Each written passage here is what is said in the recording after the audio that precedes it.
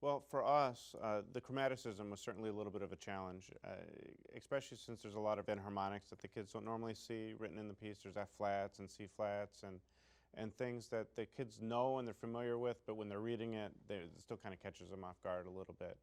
Um, I think the biggest and the most fun things to work on, because they had a little trouble doing it, was just kind of leaving their comfort zone in a lot of places. Stylistically, where he wanted a little bit more edge, he wanted to get more dirty was the word that he used. A little bit more aggressive and kind of, not necessarily crossing the line, but really kind of getting up close to that line of between good taste and bad taste with their aggressiveness. And getting them to do that consistently, because especially with middle school kids, you can get them to do it a couple times, and then if you're not on them all the times, they kind of start to kind of morph back into what they were doing and kind of enter that zone again.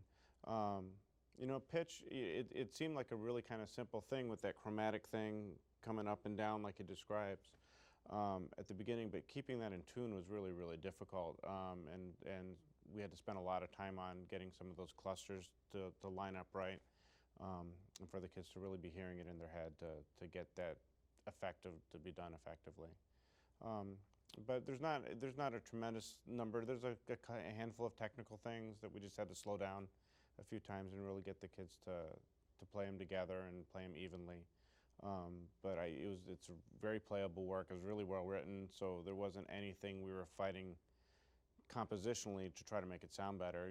It sounded good right out of the box when the kids played it, which was nice because we didn't have a lot of time to prepare it. I can tell you my favorite part.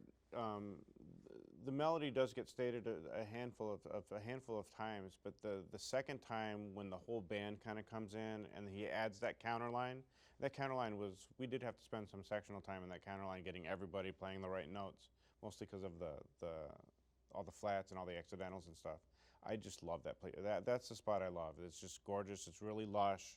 That counterline is just perfect for the melody that he wrote, and that's my favorite spot was when that comes in.